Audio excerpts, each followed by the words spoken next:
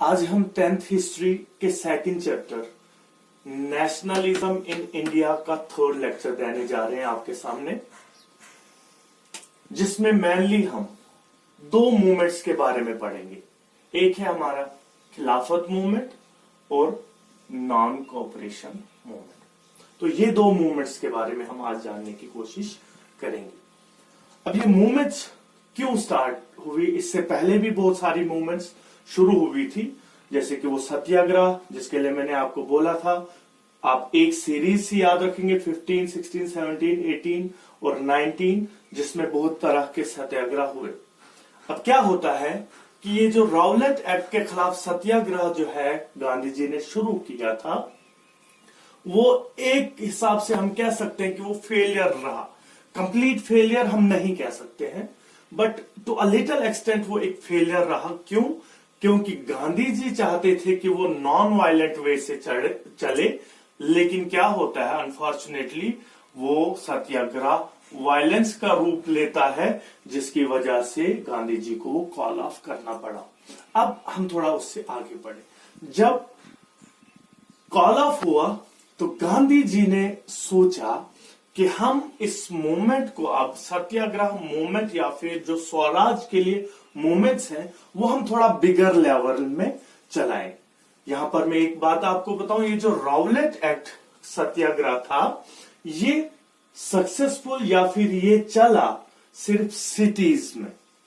अब क्योंकि इंडिया जो है, गांधी जी को पता था कि 70% इंडिया जो है वो रूरल एरियाज में बसता है, इसलिए इसको बिग मूवमेंट बनाने के लिए जो है उन्होंने सोचा कि अगर हमने कोई भी मूवमेंट शुरू करनी है बिगर लेवल पे, तो इसके लिए ये जरूरी है कि हम रूरल और जो सिटी में रहने वाले लोग हैं उन सभी का साथ लें, प्लस हिंदूज और मुस्लिम्स एक साथ, उनको एक प्लेटफॉर्म में लाके जो है हम कोई मूवमेंट शुरू करें। ये उन्होंने समझा कि ये एक जरूरी चीज है। अगर हमने नेशन वाइड पे जो है कोई मूवमेंट चलानी है, तो इसमें हिंदूज और मुस्लिम्स, टोन और रूलर, सारे लोगों का साथ होना जो है जरूरी है। तो इसके लिए उन्होंने क्या देखा, उन्होंने जो है बेस्ट अपॉर्चुनिटी समझी कि ये जो खिलाफत इशू जो है उस टाइम ऑलरेडी जो है मुस्लिम वर्ल्ड में शुरू हुआ था, तो उसको जो है उस इशू को उन्होंने इंडिया में भी उठाना शुरू किया।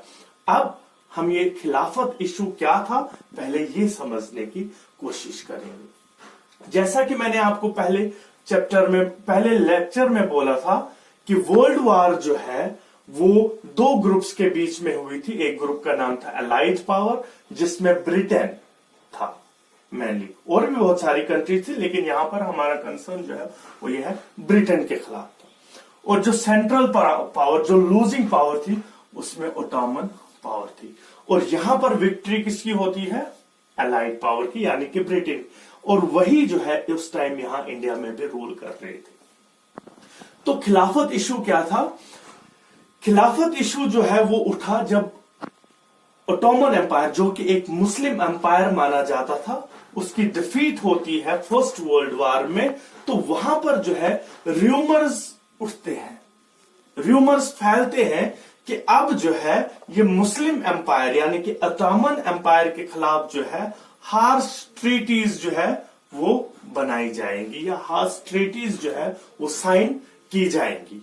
तो ये जो था, जिसकी वजह से दुनिया के सारे मुसलमान जो है, मुस्लिम मुल्क जो थे, वो एक साथ जो है वो एक साथ एक प्लेटफॉर्म पर आ जाते। क्यों? कि वो पावर को जो है सेव करे ओटोमन एम्पायर की, to save the power of Ottoman empire. ठीक है, तो ये जो था, अब यहां पर हिंदुस्तान में भी जो है ये इसके खिलाफ जो है आवाज उठने लगी।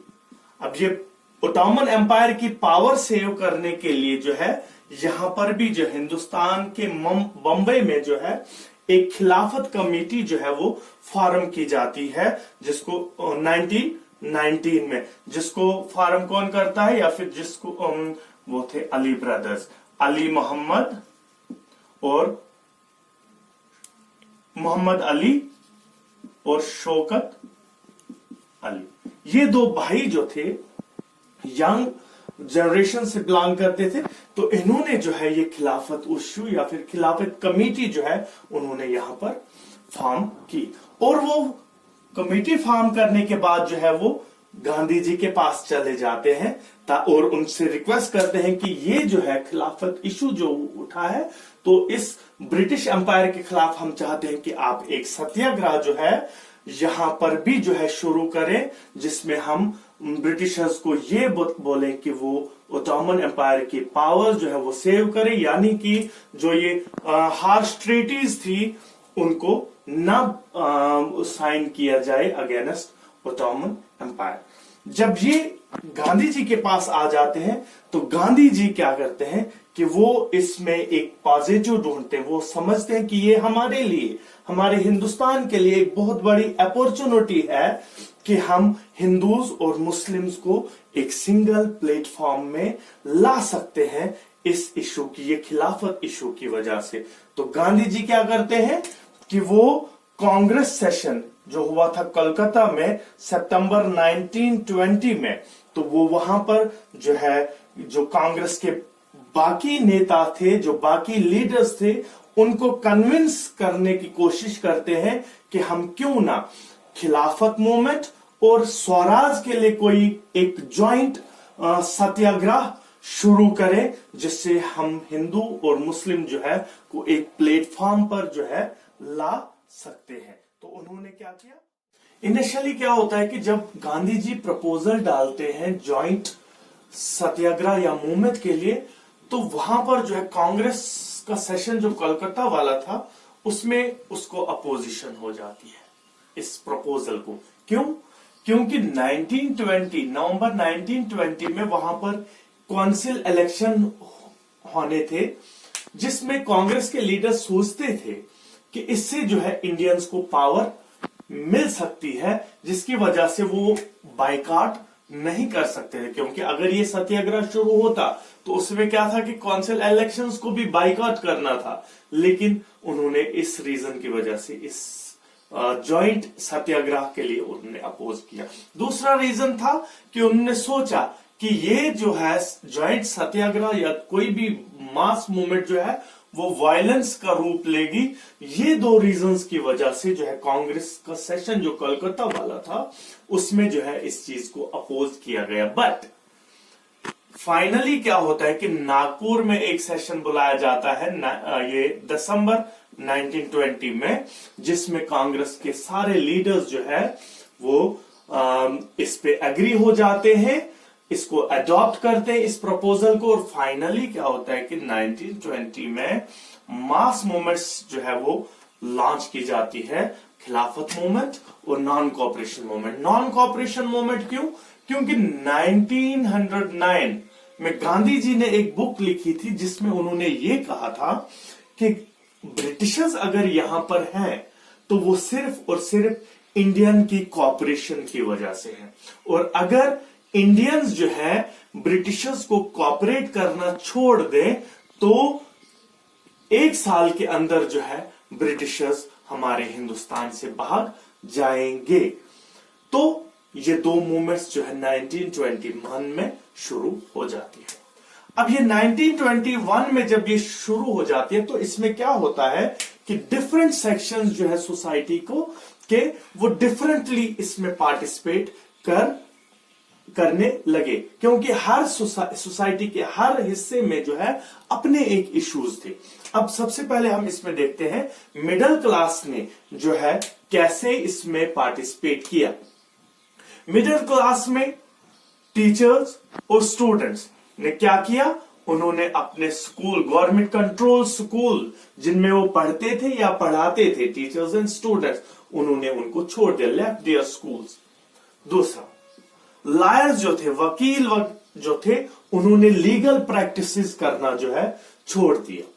फॉरेन क्लॉथ्स को बाइकआउट कर दिया गया और लोगों ने क्या किया, खादी कपड़ा इस्तेमाल करना शुरू कर दिया। तो ये 4 पॉइंट जो है मेन पॉइंट्स जो हम कह सकते हैं कि मिडिल क्लास ने जो है इन 4 रीजन से जो है उन्होंने अपना जो है पार्टिसिपेशन शो किया इन मूवमेंट्स में, ये जो नॉन कॉपरेशन और खिलाफत मूवमेंट। लेकिन इससे जो है क्या होता है, पहले मैं ये आपको बताऊंगा, इससे क्या होता है कि ब्रिटिशर्स की इकोनॉमी को बहुत बड़ा वो झटका लग जाता है। उनका इंपोर्ट और एक्सपोर्ट जो है वो ऑलमोस्ट 50% रिड्यूस हो जाता है, जिसकी वजह से ब्रिटिश इकोनॉमी जो है उसको काफी लॉस उठाना पड़ता है। लेकिन अनफॉर्चुनेटली ये मूवमेंट जो है कुछ ही टाइम के बाद थोड़ा सा स्लो पड़ी। क्यों?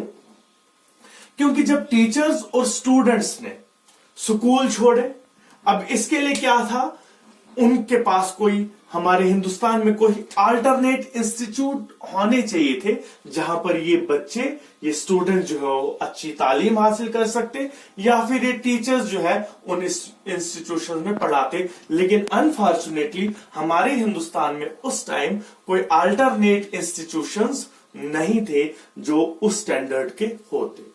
दूसरी बात, जो ये फॉरेन क्लॉथ्स का बाइकआउट किया गया, इसके बदले में क्या हुआ कि यहां के लोग जो है वो खादी पहनना शुरू किया उन्होंने।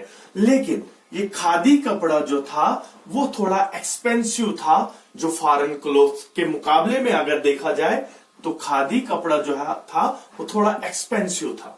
अब ये एक्सपेंसिव, अब क्योंकि हमारे हिंदुस्तान में उस टाइम ज्यादातर लोग जो थे वो गरीब थे, वो इन क्लॉथ्स को जो है खादी के बने हुए खादी के कपड़े से बने हुए जो है वो क्लॉथ्स थे वो एफर्ट नहीं कर पा रहे थे, जिसकी वजह से फाइनली उन्होंने क्या किया कि उन्होंने ये फॉरेन क्लॉथ्स वापस लेना शुरू कर दिया क्योंकि उनके पास उतना पैसा नहीं था, जिसकी वजह से, और ये टीचर्स वगैरह जो है, टीचर्स स्टूडेंट्स वगैरह, जब उनके पास कोई अल्टरनेट ऑप्शन नहीं था, उन्होंने वापस जो है ब्रिटिशर्स के स्कूल्स में पढ़ाना और पढ़ना शुरू कर दिया। तो ये रीजंस की वजह से जो है ये मूवमेंट जो है नॉन कॉपरेशन और खिलाफत मूवमेंट जो है वो थोड़ा सा स्लो डाउन हुआ। अब दूसरा सेक्शन, जो सबसे बड़ा सेक्शन था उस टाइम हमारी इंडियन सोसाइटी में, वो है फार्मर्स।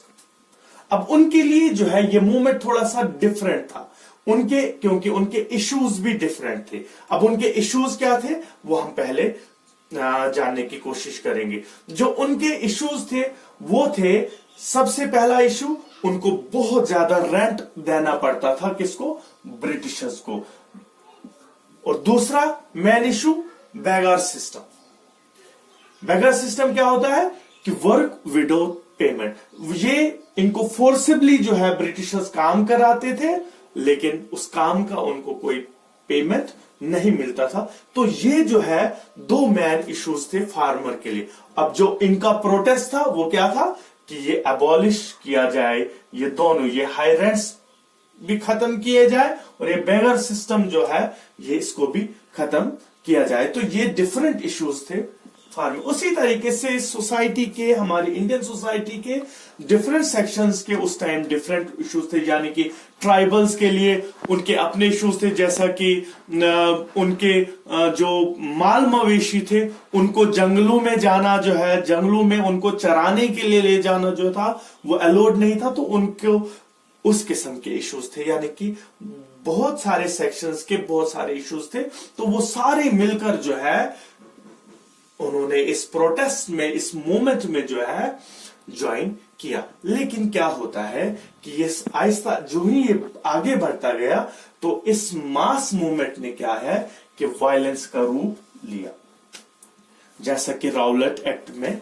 हुआ था। क्या होता है कि फैब 1922 में क्या होता है कि गोरखपुर का, ये जो यूपी का एक डिस्ट्रिक्ट है, इसके एक छोटे से गांव चौराचोरी में क्या होता है कि प्रोटेस्ट, एक पीसफुल प्रोटेस्ट चल रहा होता है, और प्रोटेस्टर जो है सडनली क्या होता है कि वायलेंस का रूप लेता है, जिसमें वो एक पुलिस स्टेशन को जला देते हैं और वहां पर जो है पोस्टेड कुछ पुलिस कर्मी जो है वो जल जाते हैं, उनकी मौत हो जाती है इस प्रोटेस्ट की वजह से।